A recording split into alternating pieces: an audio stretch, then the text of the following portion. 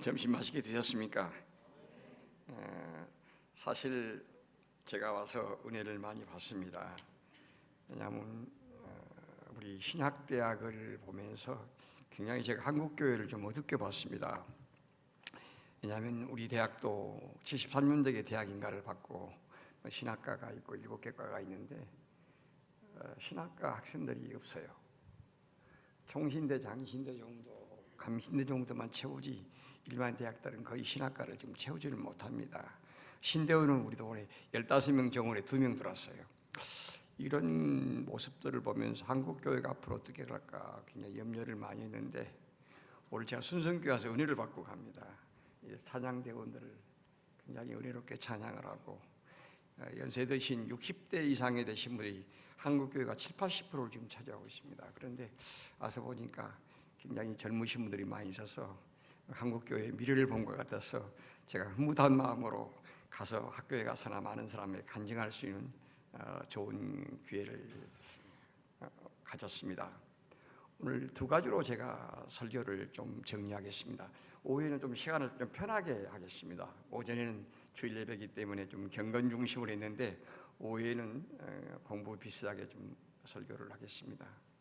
첫 번째는 우리 참된 신앙이 뭔가, 기독교 신앙의 본질이 뭔가, 신앙 문제를 한번 점검하는 시간을 갖고요.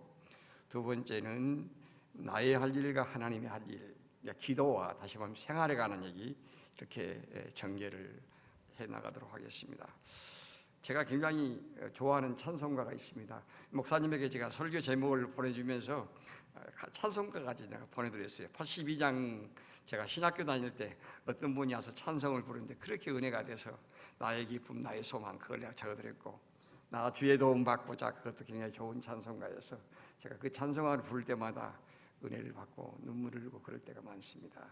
하나님 앞에 있는 그대로 써주기를 바란다는 그런 찬양입니다. 오늘도 제가 좋아하는 찬송가가 나 같은 죄인 살리신, 굉장히 이 마지막 부르는데 제가 눈물이 나와서 그냥 은혜를 받았습니다. 한번 부르고 같이 시작할까요? 나 같은 죄인 살리신, 누가 좀 해주시겠어요? 305장이요.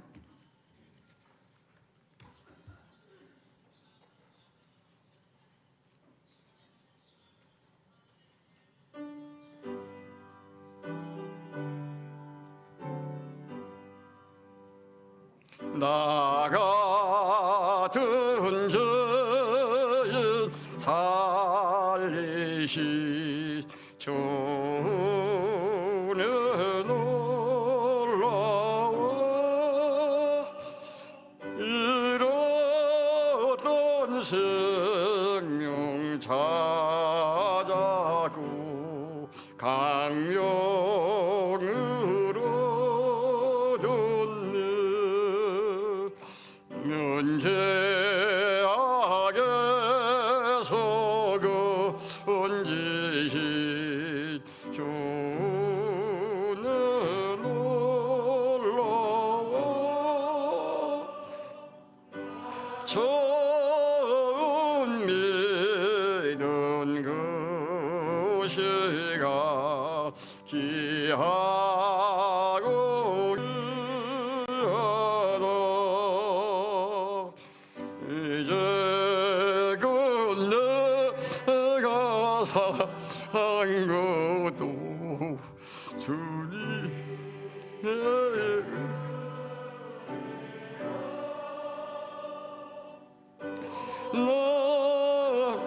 장차 본향에 인도해 주신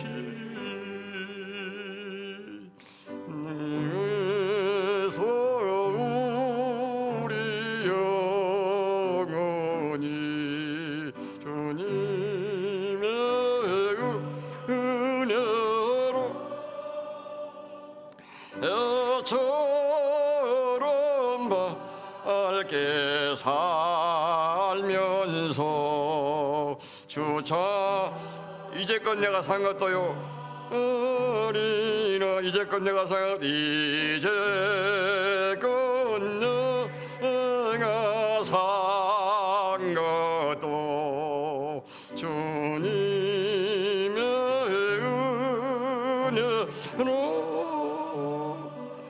또 너를 장차 본향에 인도해 주시리. 거기서 우리 영혼이 주님의 은혜로 저런 멀게 살면서 주 찬양하리라.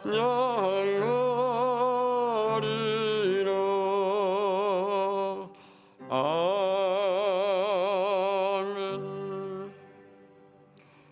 여러분들 천국에 가서 영원히 살 것을 믿습니까?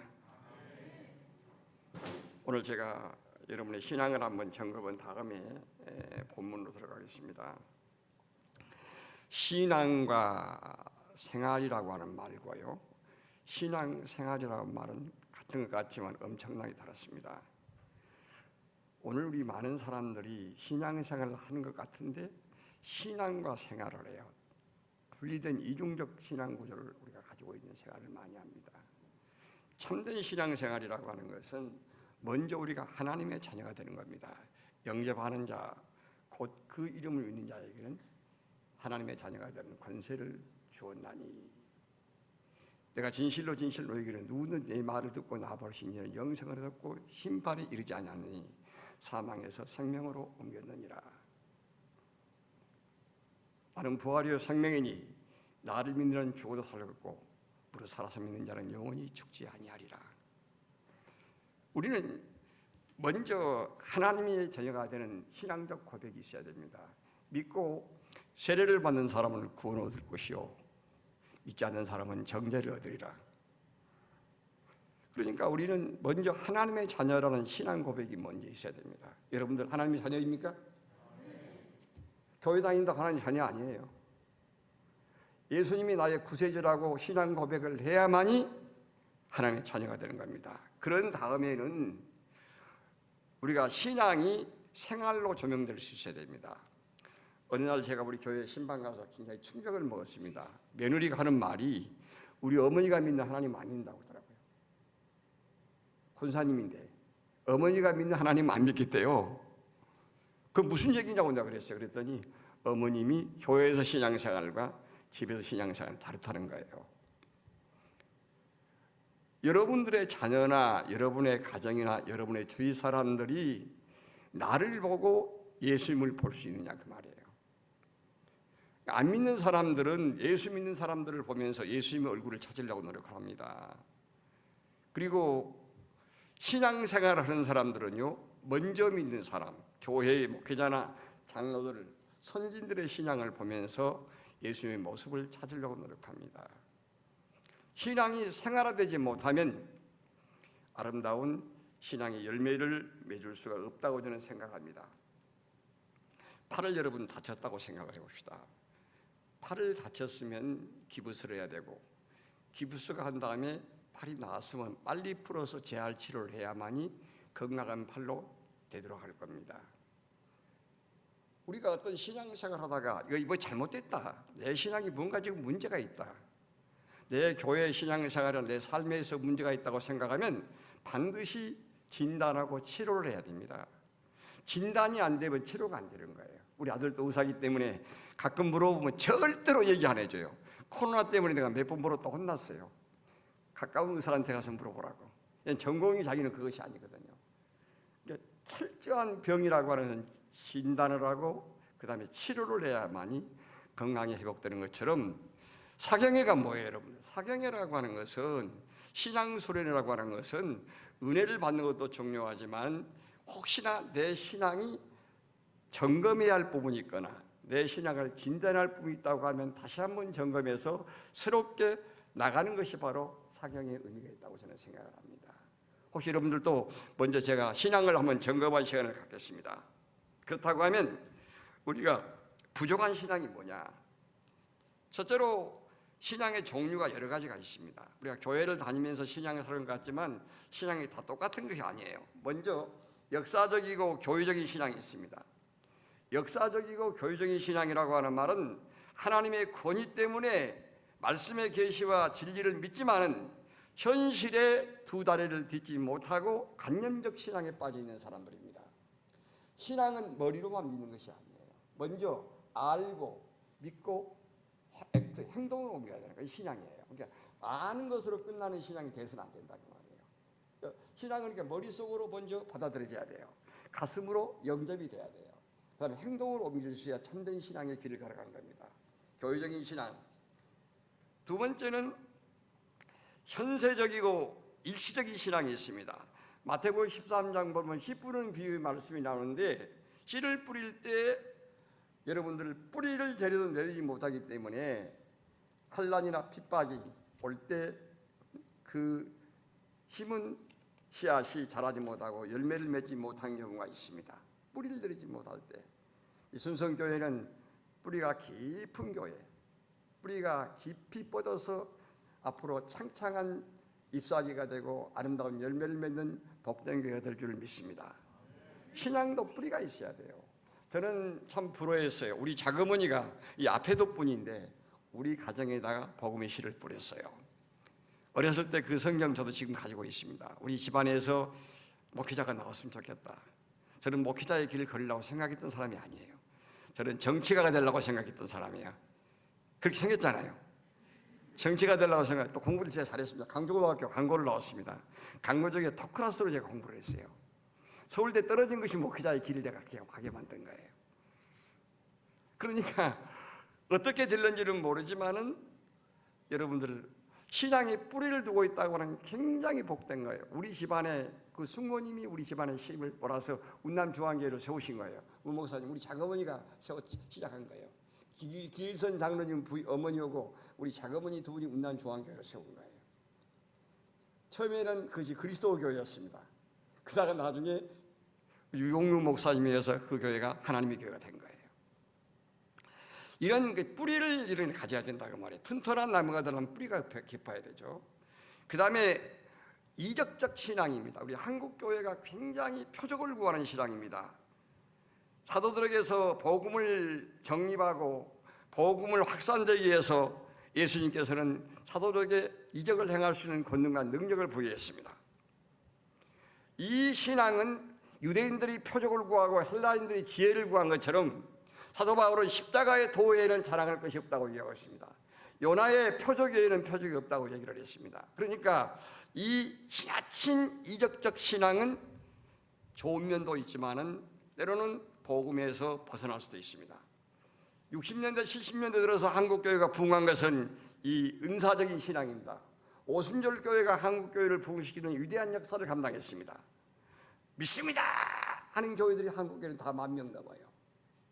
저처럼 이성적 신앙을 가진 사람은 교회를 10,000명 교회를 못 키웁니다.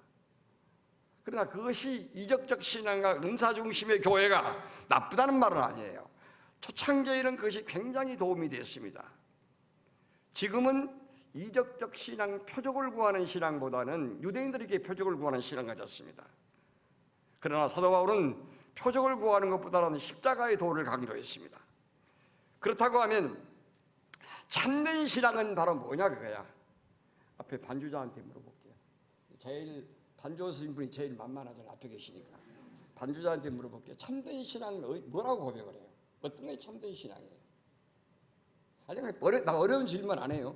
학문적인 질문한 것이 아니에요. 어떤 것이 내 믿음의 참된 신앙 같아요? 모르면 모른다고 그러고. 쉽게요. 네? 잘 모르겠어요? 지휘하시는 분. 제일 자 좋습니다. 내가 신뢰를 했습니다. 기독교 신앙은 간단해요. 십자가와 부활이에요. 자, 기독교 신앙에 5가지 기본적인 원리가 있습니다. 제일 먼저가 뭐죠? 예수님의 탄생. 여러분 예수님의 탄생을 믿습니까? 탄생이라고 하는 동정녀 마리아에게서 남자를 알지 못한 페초라 여자가 결국은요 성령으로 잉태해서 예수님을 낳았다는 거, 이거 믿는 거 쉽지 않습니다, 여러분들. 동정녀 탄생을 첫째로 예수님의 탄생하심을 믿는 거예요. 첫 번째는. 두 번째는 예수님이 십자가에 돌아가셨는데 단순히 십자가에 돌아가신 것이 아니고 나의 죄를 위해서, 우리들의 죄를 사하기 위해서 십자가에 돌아가셨다, 이걸 믿는 거예요. 세 번째는 예수님이 어떻게 됐죠? 십자가 죽으신 다음에 3일 만에 부활하셨다. 부활신앙 여러분 믿으면, 기독교 신앙은 두 가지만 믿으면 다 믿습니다. 창세기 1장 1절을 믿고 부활을 믿으면 다 믿는 거예요. 하나님이 천지를 창조했다. 아멘. 그렇죠? 예수님이 죽었는데 3일 만에 부활했다. 아니, 3일 만에 죽은 사람이 부활했는데 병 고치는 것이 뭐 대단한 거예요? 병 고치는 은사가 뭐 대단한 거예요? 여러분들 부자 되는 거 뭐 대단한 거예요? 성공하는 거 뭐 대단한 거예요? 아니, 죽은 사람이 살아났는데. 박태선 씨가 옛날에 여기 그 교인 없겠죠? 그 남산 집회를, 옛날 남산 집회를 하면서 그분이 큰 소리 쳤어요. 예수님은 죽은 사람을 몇 사람 살렸죠? 3사람 살렸잖아요. 예수님은 3사람, 나는 4사람 살렸습니다. 그 사람을 했어요. 그 이런 말 들은 거예요. 여러분들이요, 죽은 사람이 살아났다는 부활의 신앙, 이것이 얼마나 어려운 신앙이에요. 그 다음에 예수님이 부활하신 다음에 어떻게 됐어요? 하늘 올라갔지요. 승천했지요. 갈릴리에 승천했습니다. 승천하신 다음에 거기를 쳐다보고 있는 많은 갈릴리 사람들아, 내가 너희들이 본 그대로 온다. 예수님이 여러분들 이미 왔다는 건 다 가짜들이에요. 한국에 자칭 예수들이 7명이고 10명이고 있어요. 많아요. 자기가 예수님이 재림 줄 아는 거예요. 아니에요, 여러분들이요. 우리가 예수님 재림을 눈으로 봤어요? 아무도 못 봤습니다. 갈릴리 사람들아, 내가 너희를 본 그대로 예수님이 승천한 그대로 온다는 거예요. 모든 사람이 볼 수 있도록 예수님이 재림합니다. 이것이 기독교 신앙의 5가지예요. 다시 세워봅시다. 처음에 뭐라고요? 탄생, 죽음, 부활, 승천, 재림. 아멘. 이건 못 외운 사람은 목사님 다음 주일날 한번 물어보세요. 아는가 모른가. 다 였죠? 그러니까 참된 기독교 신앙이라고 하는 것은 바로 뭐냐? 바로 십자가와 부활을 믿는 신앙이에요. 기독교 신앙 중에서 더 초리고 핵심은 뭐냐? 우리 예수님께서 십자가에서 내 죄를 위해 돌아가셨다. 나 같은 죄인 살리시려면 내가 눈물 난다고 그러잖아요. 여러분들 때문에 눈물 난 거 아니에요? 내 죄가 생각나고 나 같은 죄인을 구원시켜준 하나님의 은혜가 감사해서 눈물이 나오는 거예요. 저도요. 감격스럽지 않아요? 그 찬송가 부르면? 그 카톡 치면서 그 노래가 불러져요? 나 같은 죄인 살리시니? 나 같은 죄인 살리신 주 은혜 놀라 얼마나 감사하냐 그 말이에요. 나 같은 죄인을 위해서 십자가에 죽으시고, 십자가의 죽음이 여러분 간단한 것인 줄 아십니까? 최고의 무서운 처형법이에요. 이것이 바로 핵심이고요. 좀 더 구체적으로 말하면 무엇이 참된 신앙이냐? 그러면 구체적으로 우리가 십자가와 부활을 믿는 신앙을 갖기 위해서는 그럼 어떻게 할 거냐 그거야. 저는 이렇게 봅니다. 제가 정리해 보니까요. 먼저요, 참된 신앙을 갖기 위해서는요, 철저히 자기 부정이 있어야 돼요. 자기 부정, 자기 습관, 자기 간섭, 자기 기존적인 틀, 이걸 벗어나야 돼요. 불교에서도요, 제가 불교를 잘합니다. 웬만한 사람은 저만큼 불교 공부를 하는 사람이 드물 거예요. 제가 그 불교 문화사라든지 종교 문화사를 많이 공부를 했기 때문에 불교에 대해서는 좀 압니다. 여러분들, 자기 부정이랑 불교에서도요, 자기를 버리는 것이 초도라고 말을 합니다. 기독교의 가장 첫 출발은 자기를 부정하는 거예요. 누구든 나를 따라오려면 자기를 부인하고 자기 십자가를 지고 나를 쫓을 것이니라 그랬죠. 자기 부정이 없으면 기독교 신앙이 안 들어가요. 딱 우리는 초등학교 때 보면 과학 지식, 이 지식 때문에 그 개념에서 깨지질 못한 겁니다. 자기 부정이 여러분들 있어야만이 신앙이 들어가기 시작한다 그 말이에요. 그 다음에 신앙생활의 과정은요, 참신앙을 갖는 과정은 부정이 먼저 되고, 두 번째는 신앙적 고백과 함께하는 삶이에요. 고백. 나는 예수님의 구원받은 하나님의 백성입니다. 예수님이 나를 위해 십자가 죽으셨습니다. 이 고백을 자주 해야 돼요, 여러분들이요. 따라해 봅시다, 같이. 예수님께서 나를 위해 십자가에 돌아가셨습니다. 이 고백을 해야 돼요. 수없이 해야 되는 거예요. 예수님이 나를 위해 십자가 돌아가셨는데 내가 뭐가 아까운 건 있고 있어요? 우리는 정말로 목회할 때 젊은 시절에 다 희생하면서 목회했어요. 예수님이 나를 위해 십자가에 돌아가셨는데, 내 대신 죽었는데, 대신 속량했는데, 우리가 뭐가 내가 볼 때는 다 바라는 다른 것이 있냐 그 말이에요. 이것을 수없이 고백을 반복하면서요, 예수님과 함께하는 믿음의 삶을 살아야 돼요. 함께하는 삶이 바로 뭐예요? 말씀을 실천하고 사는 거예요. 하나님의 말씀, 하나님의 말씀은요, 본질은 일치를, 비본질은 자유를, 매사는 사랑으로 한다. 알렉산더 캠브리지 창한 얘기예요. 본질적인 것은 성경이 우리에게 요구한 것은 그대로 해야 돼요. 성경은 1점이라도 틀려서는 안 되는 거예요. 우리가 하나님의 말씀은 누구도 가감할 수 없어요. 사도 바울은 말씀을 가감한 사람들을 굉장히 책명하랍니다. 로마서 갈라디아서가 그래요. 그러니까 여러분들이 하나님의 말씀 본질적인 것을 철저히 우리는 믿고 순종해야 돼요. 믿어야 돼요. 그 다음에 비본질적인 것은, 아니 성경에 왼발 떼어라 오른발 떼어라 그렇게 있어요. 밥을 먹을 때 왼손을 먹어라 오른손 먹어라 그런 거 없어요.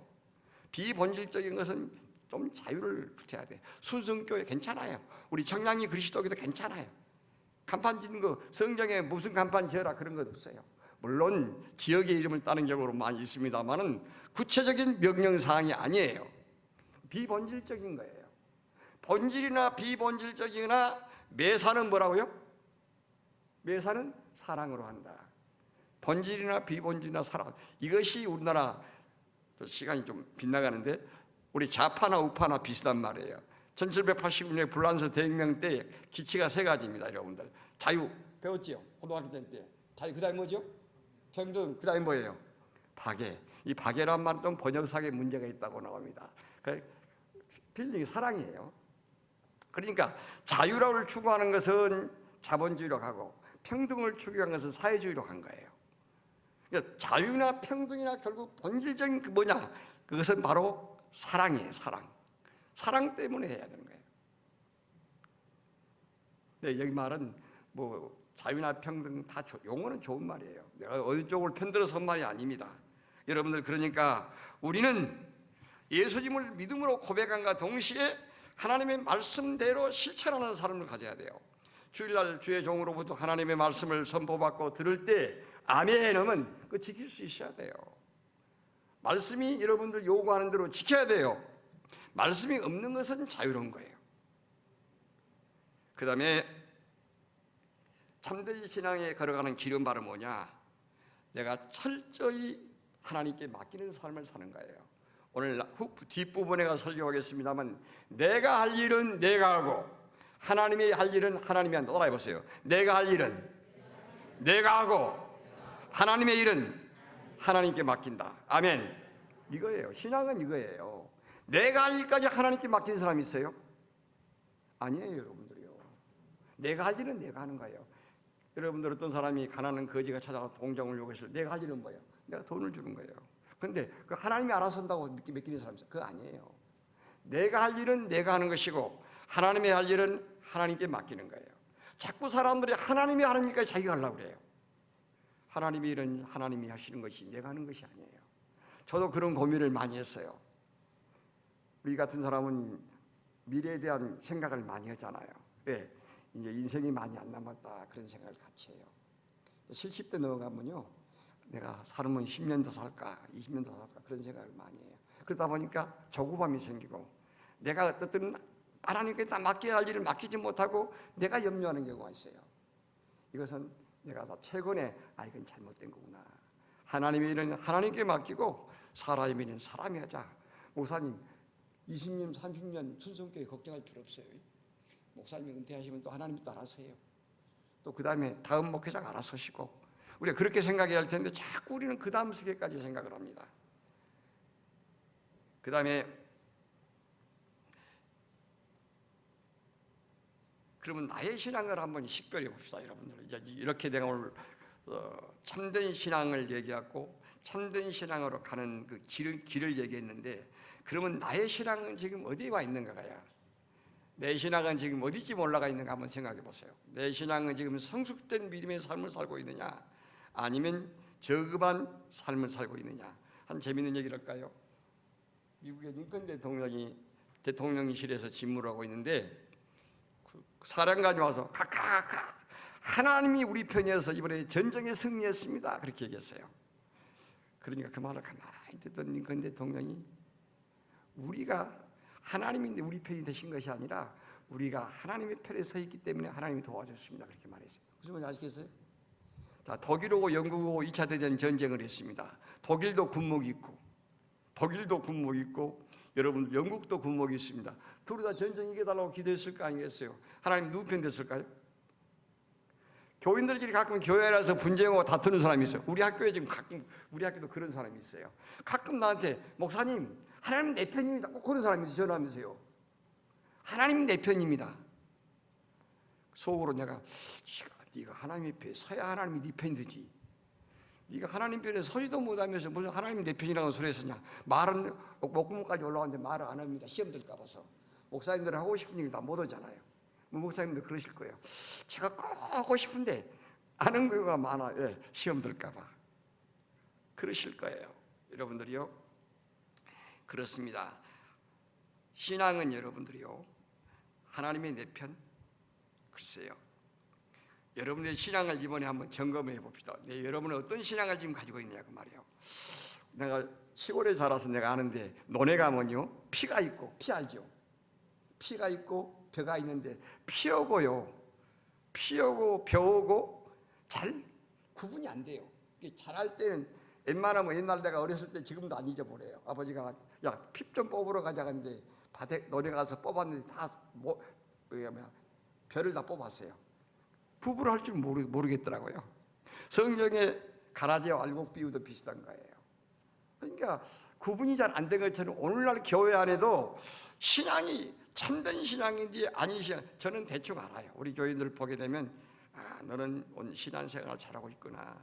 내가 투식 은사 가져서 그런 거 아니에요. 오랫동안 경험을 하고 사람을 많이 겪었기 때문에 대충 보면 얼굴 보거나 말하는 것이나 사람의 됨됨이를 보면 저분은 어느 정도구나 알 수가 있어요.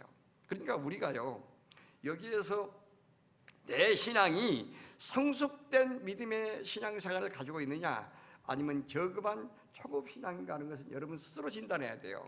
그 목사님이 지적하면 목사님 시험 준다고 그러고 교회 또 떠나요. 못해 목사님들은. 나도 못해요. 제가 좀 고치고 싶은데 말하면 시험 들까 봐 얘기를 못한 경우가 가끔 있어요. 자, 점검해 봅시다. 여러분들 한번 점검해 보세요. 신앙의 점검 방법 가려놓고 고성주 말씀 써놓으세요. 성경 말씀은 아니에요.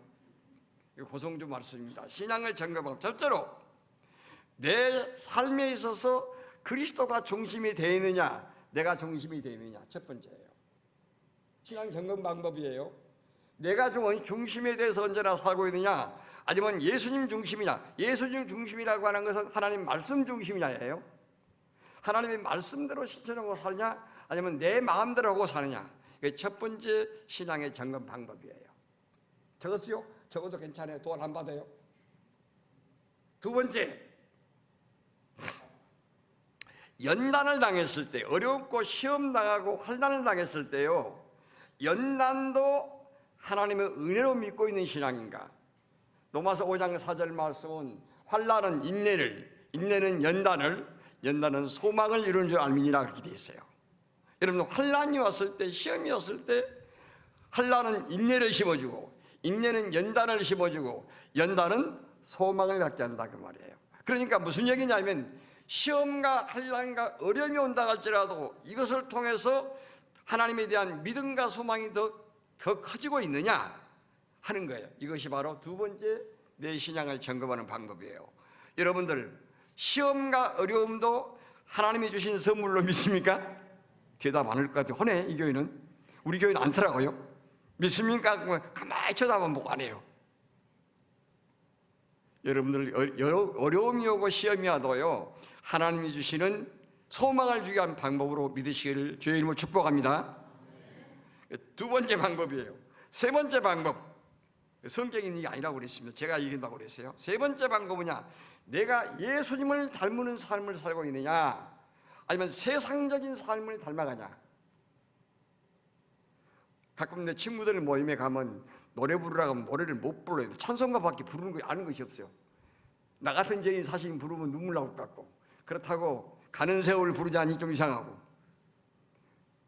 여러분들이 세상적인 것을 추구하는 삶을 살고 있는지, 아니면 내가 예수님을 닮아가는 삶을 살려고 애를 쓰고 있는지, 이것을 보면 자기의 신앙을 점검할 수 있어요. 여러분들은 예수 닮기 원합니다. 진심으로 그 찬송가 있죠. 정말 예수 닮기를 원합니까? 예수 닮기 원해야죠. 아들놈들이 나는 아버지 닮고 싶습니다. 그래야 되지 않겠어요? 며느리가 나는 어머니 닮고 싶습니다. 그래야 되지 않겠어요? 딸은 진짜로 어머니를 많이 닮더라고요. 딸들이 어머니 닮기를 원합니다. 그래야만이 신앙의 개성이 되는 겁니다. 닮기 원해야 돼. 예수 닮기 원합니다. 돼야 됩니다. 그 다음에 마지막 점검 네 번째는요, 한번 지금 보세요. 내가 지금 달라지고 있는가 한번 점검해 보세요. 지금 1년 전이나 10년 전이나 5년 전이나 20년 전이나 내가 똑같은 사람인지, 뭔가 달라지고 있는지, 내가 변화하고 있는지. 저도 굉장히 변하려고 노력합니다. 왜냐하면 제가 학교를 10년 만에 갔더니요, 엄청나게 세상이 변했어요. 2006년에서 2010년 사이에 대학 총장을 하다가 2012년도에 이사를 그만두고 학교에 내가 발도 안 들었어요. 그러다가 한 2년 전부터 학교에 가기 시작하니까 엄청나게 세상이 변했어요. 10년 만에 상상도 초월할 만큼 세상이 변했어요. 또 사고들도 변했어요. 시대 흐름도 변했어요. 근데 이 변화의 흐름을 내가 못 잊고 있었더라고요. 사람도 변했어요. 제가 중학교에 있을 때요, 중학교 졸업생들이 430명을 졸업했어요. 이번에 우리 중학교 졸업식에 축사로 갔더니 100명 졸업해요. 나 깜짝 놀랐어요. 430명 졸업하다가 지금 100명 졸업하더라니까요. 이렇게 모든 것이 변하고 있습니다. 그런데 나는 안 변해. 죽어도 안 변해. 여러분들 그런 사람 있죠? 내가 중심이 돼서 안 변한다. 여러분들, 우리가 변하려고 노력하고 있고, 내가 지금 얼마나 변한가 생각해 봐야 됩니다. 마지막 하나 더 추가시킨다면요, 내 신앙이 맛있고 모양 좋은가 한번 생각해 보세요. 무슨 얘기냐면요, 사람이 좀 맛있어야 되잖아요. 제가 얼굴이 좀 털털하게 생기고 못생겼지만 내 별명이 초은 고구마라고 그랬어요. 좀 초은 고구마처럼 맛있게 생겼잖아요. 운남이 고구마가 많이 나잖아요. 초은 호박, 초은 고구마냐, 그런 별명을 들었어요. 난 촌놈이란 말이 난 전혀 싫지가 않아요. 내가 촌 사람인데 그게 뭐가 싫은 소리예요? 사람이 뭐가 좀 맛이 좀 있어야 될 것 같아요. 음식점에 가면 맛있어야 되잖아요. 사람도 좀 맛있어야 될 것 같아요. 교회 다니면서 까칠까칠하고 매사를 반대해서 쌓고, 매사를 시비해서 쌓고, 매사를 부정적이고, 매사에 목사님 시작하면 반대를 쌓고, 그게 좀 이상하죠. 매사에 성가되면서 지휘자가 이거 합시다, 아니 다른 거 하자고 쌓고. 난 두꺼운 소리 아닙니다. 나 성가대 누군지도 몰라요, 지휘자가. 그러니까 뭔가 좀 사람이 좀 맛있어야 될 것 같아요. 부부생활도 마찬가지예요. 뭔가 맨날 반대만 해서 쌓고, 맨날 시비만 해서 쌓고, 맨날 짜증만 부려서 쌓고, 뭐가 좋겠어요? 좀 맛있어야 되고, 또 모양 있게 변해야 된다고 저는 생각합니다. 미국의 공군 대학교의 학교의 목표가 바로 뭐냐면요, 신실하고 성숙한 인간상, 그렇게 되어 있어요. 신실하고 성숙한 인간. 저는 상당히 그걸 읽어보면서 공감을 했어요. 오늘날 우리 한국 교회의 목표나 또 학교 교육의 목표가 진실한 인간성, 성숙한 인격. 아마 지금 학교에 계신 분들은 한번 생각해 보세요. 오늘날 교육의 목표가 진실한 인간성을 가진 사람들을 만들어야 되지 않겠나. 교회들도요, 진실한 인간미가 좀 났으면 좋겠어요. 교회 다닐수록 인간미가 더 나와야 됩니다, 여러분들. 근데 그냥 믿음이 있다가 하면서 인간미가 없어요. 그 다음에 우리는 성숙한 인격을 가져야 됩니다.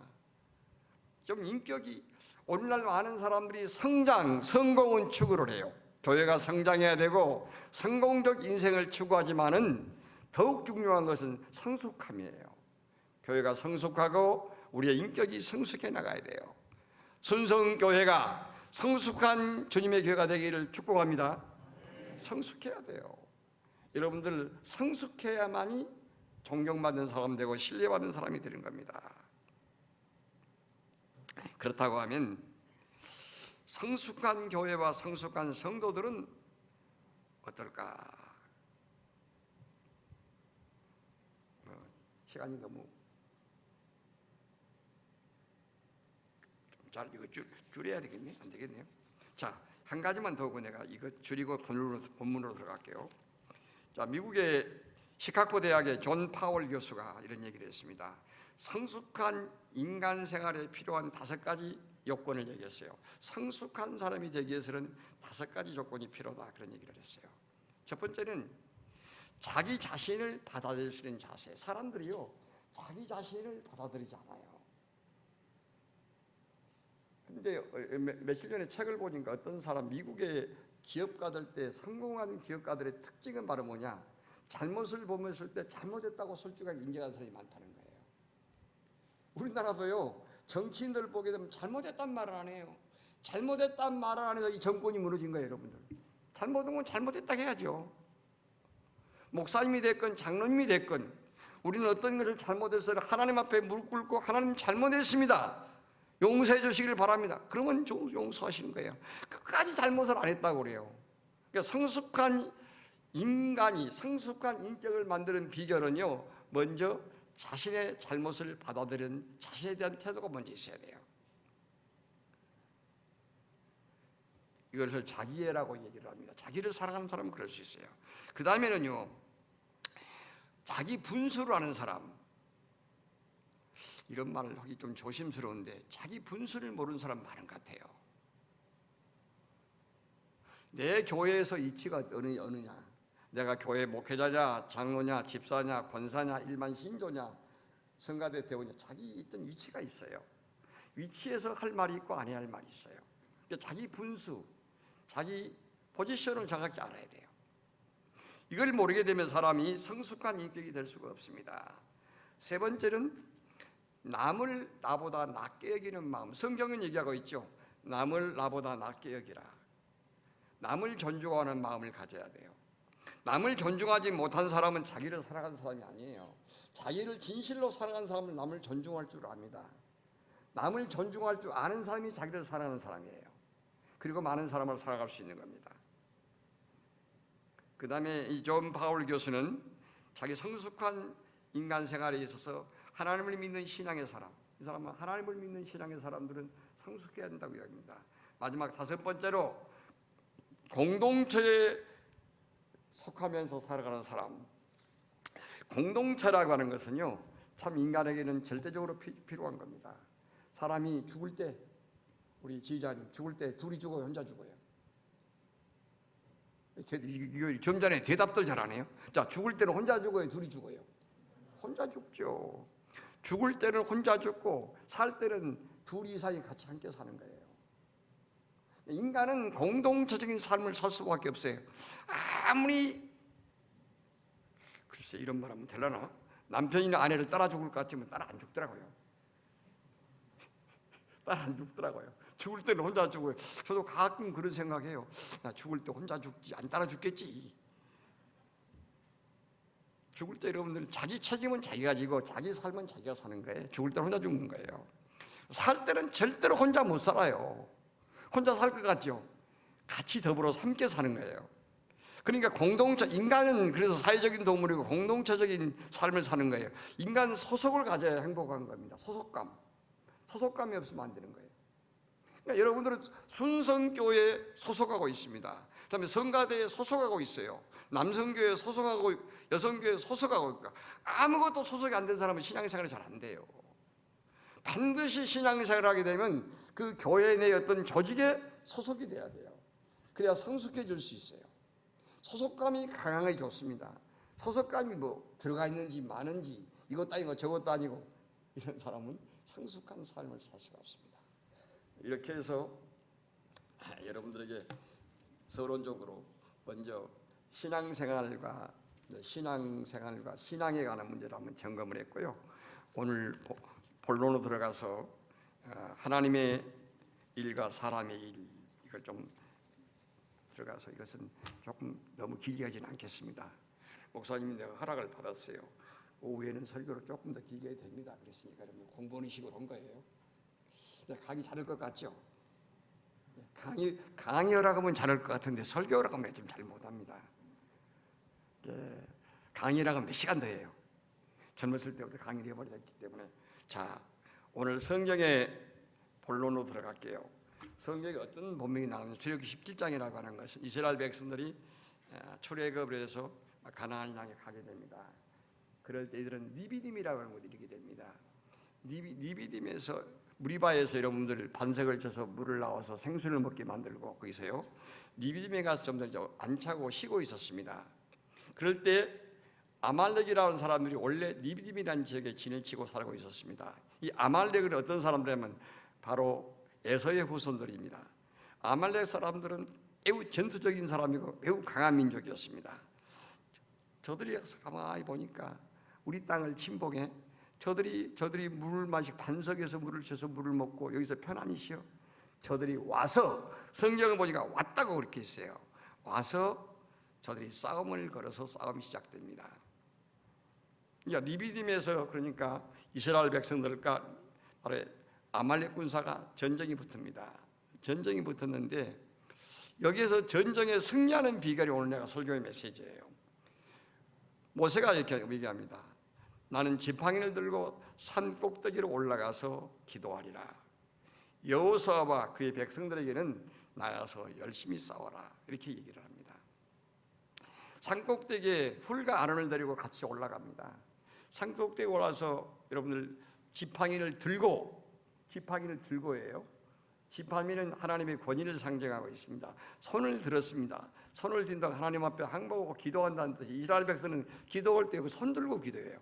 우리 보통 집회 같으면 손 들고 기도하면 아니죠. 항복의 표시입니다. 하나님께 모든 걸 맡깁니다는 그런 뜻이에요. 기도하는데 좀 기도로 오니까 피곤할 거 아니겠어요. 그러면 손이 내려오면 아말렉 군사가 전쟁에서 이기고 모세가 손을 올라가면 이스라엘 백성이 전쟁이 이기는 겁니다. 그럴 때 훌과 아론이 옆에 있다가 한 손을 잡고 한 손을 잡아서 바위에 앉히고 손을 붙잡아 줬습니다. 훌은 모세의 형이고 바로 아론 형이고 훌은 누구냐면 바로 미리암의 남편이고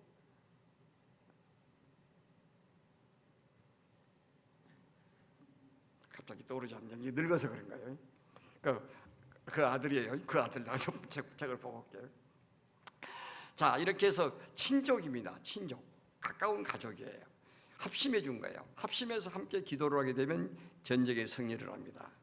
그리고 여호수아는 백성들을 데리고 나서 전쟁에 열심히 가서 싸웁니다. 여호수아는 앞장을 서고 바로 그 백성들은 여호수아에게 순종해서 여러분들 전쟁을 열심히 해서 승리를 했습니다.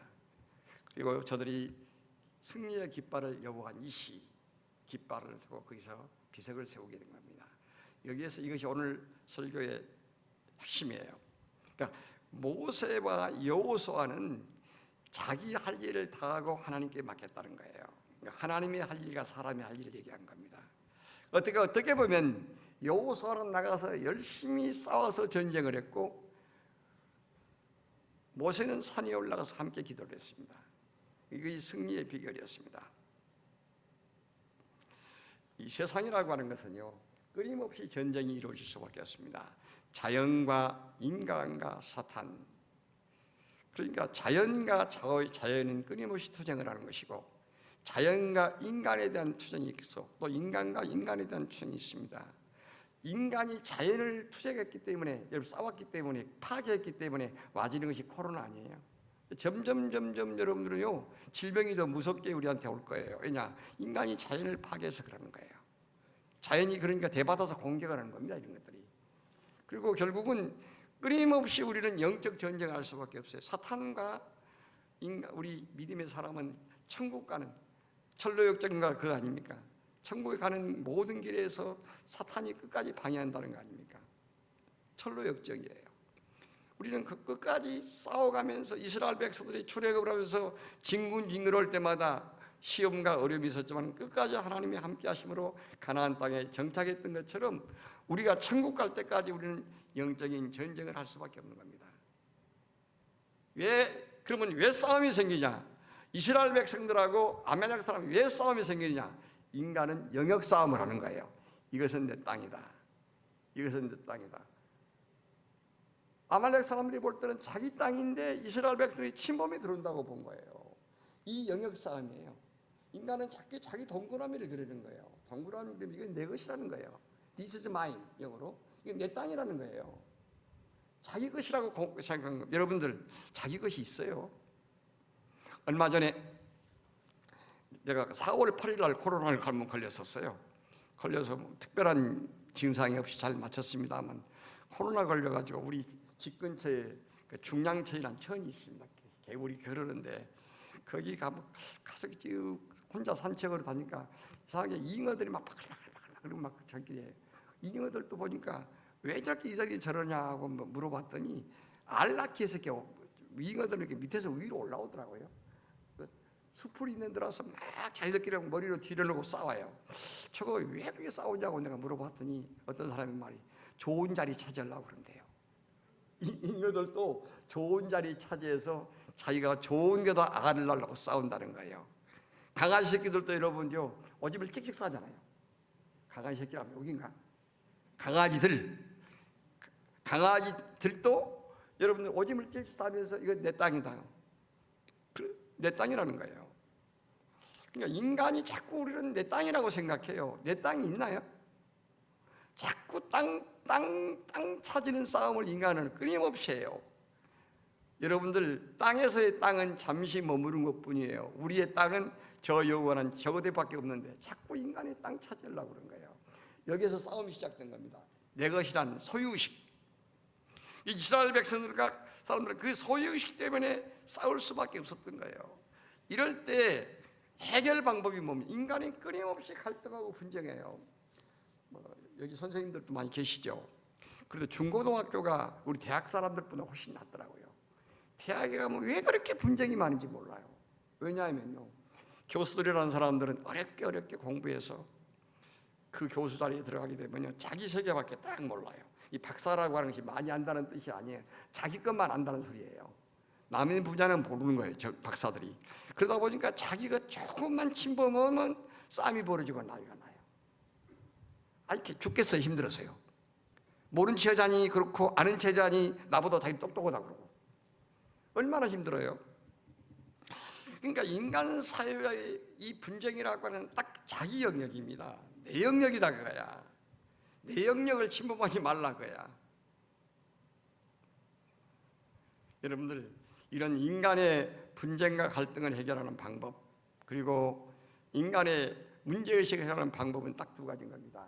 첫째로 하나님께 맡기고 우리가 할 일을 다 하는 것, 이거예요. 하나님께 맡겨야 돼요. 하나님의 일은 하나님께 맡기고 사람의 일은 사람이 해야 된다. 감나무가 있는데 감나무 밑에서 여러분들 입을 쩍 벌리고 감 떨어지라고 기다려보세요. 벌레만 떨어져서 들어가지 안 떨어집니다. 감나무에 올라가서는 감을 따서 먹어야지 자기가. 그러니까 인간의 할 일과 하나님의 일은 다른 거 하는 거예요. 여기서 모세가 보세요. 모세가 여호수아에게 이르되 우리를 위하여 사람들을 택하여 나가서 아말렉과 싸우라. 내일 내가 하나님의 지팡이를 손에 잡고 산꼭대기에 서리라. 이렇게 말합니다. 지도자 모세는 여호수아에게 이스라엘 백성을 이끌고 나가서 전쟁에 나가라고 얘기합니다. 기도만 하지 않았어요. 기독교인들이 잘못하면 오해하는 것이 있어요. 하나님이 기도만 하면 다 들어준다고 생각해. 아니에요. 기도만 하면 다 들어주기도 하지만 아닐 수도 있어요. 우리가 할 일은 우리가 해야 되는 거예요. 우리가 해야 할 일을 하지 않고 하나님께 기도만 한다? 아닌 겁니다. 10절과 11절 말씀하고 있습니다. 여호수아가 모세의 말대로 행하여 아말렉과 싸우고 모세와 아론과 훌은 산꼭대기에 올라가서 모세가 손을 들면 이스라엘이 이기고 손을 내리면 아말렉이 이기더니, 손을 내리면 이기는 거예요. 시편 28편 2절 말씀에 이와 같은 말씀이 나옵니다. 내가 주의 성소를 향하여 나의 손을 들고 주께 부르짖을 때 나의 간구하는 소리를 들으소서. 성전을 향해서 내가 손을 들고 주께 부를 테니 들어달라고 하는 거예요. 모세가 손을 든다고 하는 것은 하나님을 향하여 기도하는 것을 의미하고 있는 겁니다. 잘못하면 여러분들이요, 기도할 때 기도하면서 주시옵소서까지는 괜찮아요. 주실지어다 하는 사람도 있어요. 그것도 내가 봐줄게요. 그런데 하나님께 통보하는 사람이 있어요. 기도를요. 여러분들, 하나님께 기도는 통보하는 것이 아니에요. 내 형편이 이렇습니다. 내 사정이 이렇습니다. 지금 하나님 이런 상태에 있으니 하나님의 뜻대로 해 주시옵소서. 따라해봐요. 하나님의 뜻대로 해 주시옵소서. 이것이 기도예요. 예수님께서 십자가 지실 때 지기를 원치 않았습니다. 할 수만 있으면 이 잔이 내게서 물러가기를 원합니다. 그러나 주의 하나님의 뜻이면 내가 이 잔을 감수하겠습니다. 십자가 지신 거 아닙니까? 그러니까 하나님의 뜻을 존중하는 것이 기도지 내 요구를 한 것이 아니에요. 모세가 손을 들고 기도한다고 하는 것은 하나님 앞에 두 손 들고 항복한다는 의미가 담겨져 있습니다. 하나님, 내 생각, 내 지혜, 내 모든 것을 내려놓고 하나님 앞에 항복합니다. 하나님의 도움을 구합니다는 것이에요.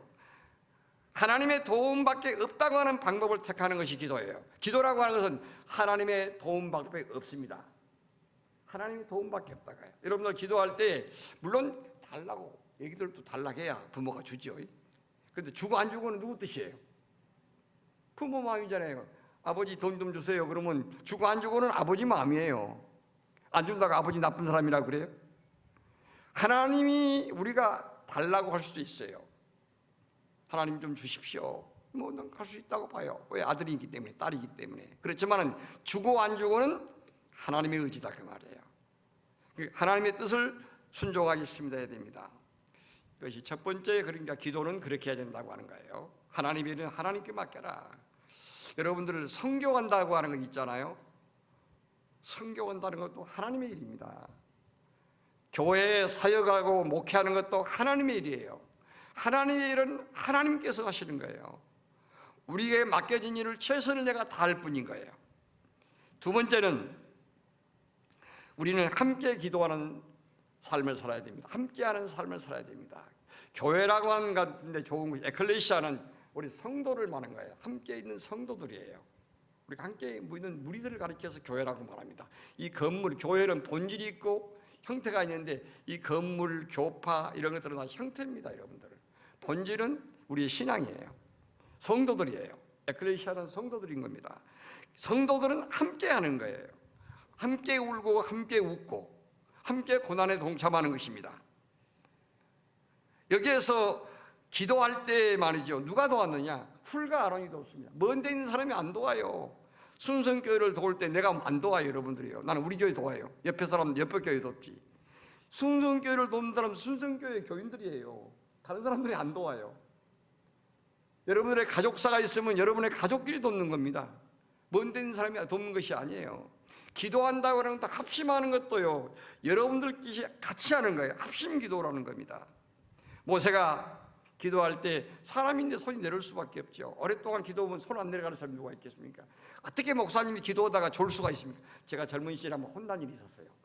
젊은 시절에 제가 28살부터 목회 시작했는데 새벽 기도하다가 콜콜 졸았던가 봐요. 제가 코를 잘 꼽니다. 강대상 뒤에서 기도하다가 코 골았던가 봐요. 우리 원로 목사님한테 혼났어요. 기도하다 때 골 수가 있냐고. 그런 다음에 우리 여전사님이 등을 딱 들어가면서 젊은 시절에 그럴 수도 있지, 그러면서 그것도 제가 지금도 안 잊어버려요. 아니, 사람이 코 골 수도 있잖아요. 기도하다 목사님들 좀 졸 수도 있고 좀 피곤하면 쉴 수도 있고. 그런데 모세도 여러분들 기도하다가 손 내려온 거예요. 그러니까 어땠습니까? 돌을 가져다 놓고 준비를 시켜야 돼요. 돌을 가져다 놓고 훌과 아론이 한 손을 잡고 붙잡아집니다. 여기에서 본 동역자라고 하는 것이 얼마나 중요합니까? 도와주는 거. 우리 교회 여기 부목사님들 몇 분 계시고 전사님도 계시는데 여러분 동역자로 함께 사역하는 사람들이라는 걸 잊어버리면 안 됩니다. 그리고 교회의 장로는 목회자와 동역자가 돼야 돼. 장로님들 아멘. 교회의 장로님과 목사는 높낮이 개념으로 따지면 안 돼요. 포지션이 아니라 펑션이, 기능입니다. 여러분들, 교회에서 자기 역할 담당하는 기능의 역할이 있지 위치의 높낮임으로 봐서는 안 돼요. 우리는요, 함께 동역자들이에요. 함께 돕는 사람이 필요합니다. 가족은 여러분들 합심으로 기도하는 사람들 아니에요. 여러분들의 가족 문제를 놓고 가장 기도를 많이 하는 사람이 누굴까요? 여러분들의 가족이에요. 오늘 나보고 교인들 기도 좀 해주시긴 안 한다 그랬어요. 목사님 나한테 그래서. 목사님 나보다도 저 잘 알고 더 애정을 갖지, 내가 순수한 교인들한테 얼마나 애정을 갖고 있냐고 기도했냐고 그랬어요. 나 솔직하죠? 아니 뭐 목사님한테 받아야지 나한테 기도를 받아요. 왜? 가까운 사람들이 더 진실한 기도를 하는 거예요. 가족에 대한 기도를 가족들이 하는 거 아니에요? 훌과 아론은 여러분들을 합심 기도를 할 만한 친척들입니다. 사도행전 3장을, 여기 사도행전 3장을 교회의 표로 삼았대요. 베드로와 요한이 성령을 체험하고 능력을 나타나는 장면이 나옵니다. 베드로와 요한이 성전에 들어갑니다. 제9시 기도 시간에 성전에 들어가는데 나면서 안진병 있는 사람이 앉아 있습니다. 지나가는 사람의 구걸하는 사람입니다. 무엇을 얻을까 해서 쳐다봅니다. 주목해 봅니다. 베드로와 요한이 나를 쳐다봐라. 뭘 줄까? 쳐다보니까 내게 너에게 줄 것은 없다. 금강은 없거니와 나사렛 예수 그리스도 이름으로 가라라. 잡아 일으키니까, 오른손으로 잡아 일으키니까 발목에 힘을 얻고 성전에 뛰어들어가서 그가 기도하고 찬양하고 춤추는 장면이 나옵니다. 그때 많은 사람들이 안진병이가 구원했던 그 안진병이냐 하면서 하나님께 영광을 돌리는 사건이 나옵니다. 이 사건의 핵심은 뭐냐? 베드로와 요한이 함께 성전에 들어가다가 기적을 일으킨 사건입니다. 교회는 왓자가 필요해요. 왓자. 장로님과 목사님, 장로님과 장로님, 무슨 권사와 무슨 장로님, 이렇게 왓자가 필요해요. 교회는 따라해 보세요. 순성교회는 왓자가 필요합니다. 무슨 말인지 알겠죠? 누구와 누구 함께 기도하는 삶을 살아가야 됩니다. 전도서 4장 9절에 10절 말씀은 이런 말이 나옵니다. 두 사람이 한 사람보다 나은 것은 그들이 수고함으로 좋은 상을 얻을 것임이라. 혹시 그들이 넘어지면 하나가 그 동물을 붙들어 일으키려니와 홀로 있어 넘어지고 붙들어 일으킬 자가 없는 경우에는 화가 있으리라. 무슨 얘기예요? 두 사람이 한 사람보다 나은 것이 뭐냐? 함께 수고하면 더 좋은 상을 얻게 되고, 한 사람이 넘어지면 한 사람이 일으켜줄 수 있다고 하는 거예요. 이것이 바로 여러분들 함께 하는 거예요. 기도는 함께 하고 교회는 함께 하는 거예요. 교회는 똑똑한 사람이 중요한 것이 아니에요. 교회는 똑똑한 사람이 몇 사람이 중요한 것이 아니라 모든 교인들이 함께 하는 것이 중요한 겁니다. 순성교회 모든 교회의 성도들은 목사님을 중심으로 장로님들을 보필하면서 함께하는 주의 놀라운 역사가 있기를 주의 이름을 축원합니다. 함께 해야 돼요. 함께하는 교회가 아름다운 교회예요. 그래야 하나님의 일이 이루어지는 겁니다. 크게 세 번째로, 마지막으로요, 우리는 기도의 응답으로만 이루어지는 뭐냐? 결과는 하나님께 맡기지만은 결국은 여호수아는 열심히 가서 일을 했다고 하는 거예요. 내 할 일은 내가 하고 하나님은 하나님이 했다고 하는 겁니다. 여러분들이 잘못하면요, 우리가 하나님이 다 해준다고 생각해요. 하나님이 이 교회의 모든 걸 다 해줍니까? 안 해줘요. 하나님이 왜 여러분들 예수님이 12제자를 세워서 전도하도록 만들었을까요? 저도 지금 12제자 그런 게 생각이 나는 것입니다. 제가 평생 사람들을 가르치고 지도했는데 12명의 제자를 못 만들어낸 것 같아요. 목사님들은 12명의 제자가 없습니다. 한 6, 7명은 제 밑에서 목회자를 만들어낸 것 같아요. 우리 교회 교인들 내 12명의 제자가 있을까? 없어요. 솔직하게 서너 명밖에 없는 것 같아요. 나는 그래서 목회자로서 성공적인 목회를 했다고 나는 생각이 안 돼요. 오늘 또 차 마시면서 목사님이나 사모님에게 나는 성공적인 목회자가 아니었다고 그랬어요. 진짜 진실한 얘기예요. 여러분들 12명 전도 온 사람 한번 손 들어봐요. 한 명도 없겠지. 나도 못했는데. 한 명 전도 온 사람 손 들어봐요. 이건 있겠지. 뭐 그것도 없어요. 여기 청가대 쪽에. 자, 한 명도 전도 못 온 사람 손 들어봐요. 그것도 심했나요? 한번 곰곰이 한번 생각해 보세요. 우리가 평생 신앙의 생활을 잘하고 믿음의 삶을 살고 있는데 한 명도 전도 못했다. 또 뭐 했냐고? 헌금만 좀 내다 왔습니다. 예배 출석만 좀 하다 왔습니다. 그러고 말 거예요. 영혼 구원이, 한 영혼이 천하보다 귀중하다고 그랬습니다. 여러분들, 주님이 가장 기뻐하시는 영혼 구원이에요. 그러니까요, 우리 교회가 모두가 함께 하시기를 바랍니다. 시편 기자는 시편 122편 1절과 2절 말씀 이렇게 요구하고 있습니다. 내가 산을 향하여 눈을 들리라. 나의 도움이 어디서 올까? 나의 도움은 천지를 지은 여호와께로다. 여호와께 여러분들 천지를 구하면서요, 여러분의 주어진 삶에 최선을 다하는 신앙생활 하시기를 바랍니다. 결론적으로 말씀을 다시 한번 정리하겠습니다. 자, 우리가 내가 해야 할 일과 하나님이 해야 할 일이 있다. 여러분을 먼저 서론적으로 제가 길게 했습니다. 서론적인 것은 여러분의 신앙을 한번 점검해 보자. 내가 참된 신앙의 삶을 하고 있냐. 참된 신앙은 핵심은 십자가와 부활을 믿는 신앙이다. 그로부터 선된 신앙으로 들어가는 방법, 또 나를 점검하는 방법 얘기를 했습니다. 그러니까 두 번째는 크게 두 번째는 여러분들, 내가 해야 할 일과 하나님이 할 일이 있다고 그랬습니다. 내가 할 일은 내가 최선을 다하고 하나님이 할 일은 하나님께 하자. 저도 얘기를 그만해야 되겠네요. 너무 길게 하면 안 될 것 같습니다. 자, 그러므로 여러분들이 앞으로 여러분의 삶의 모든 것들은 하나님께 맡길 것은 하나님께 맡기고, 내가 할 일은 내가 하자. 다 이거 한번 따라보고 마칩니다. 하나님의 할 일은 하나님께 맡기고, 내가 할 일은 내가 하자. 쉽죠? 난 설교 어렵게 하지 않습니다. 그럼 그 신앙생활이에요. 자, 기도하고 마치겠습니다.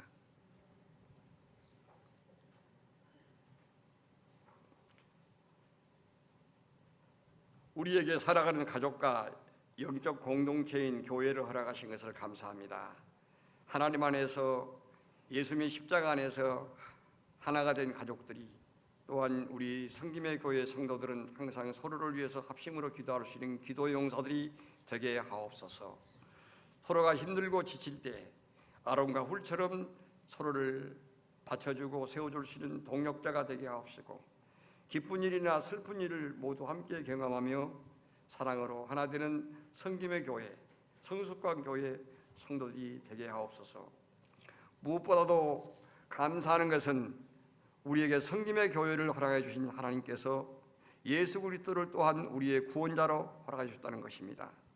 십자가에 죽으시고 부활하신 예수님께서 우리의 중보자가 되어 하나님 우편에서 우리를 위해서 기도하고 우리를 축복하고 계신 것을 믿습니다. 예수님의 기도를 힘입어 우리가 우리 모든 일에 넉넉히 이겨낼 수 있도록 도와주옵소서. 사망을 이기시고 부활하셔서 지금도 하나님 우편에서 우리를 지켜보시며 기도하고 계신 예수님의 능력을 의지합니다. 날마다 승리하게 하옵소서. 광야의 인생길에 여러 가지 고난과 환난을 만나지만은 예수님의 기도와 사랑하는 성도님들의 기도를 통해서 이겨낼 수 있는 넉넉한 믿음을 주옵소서. 우리 성김의 교회 성도님들이 되게 하옵소서. 우리의 창조자여 구원자여 모든 것의 주인 되시는 하나님을 바라보고 의지하는 주의 백성들 되게 하옵소서. 예수님의 이름으로 축복하며 기도를 드립니다. 아멘. 감사합니다.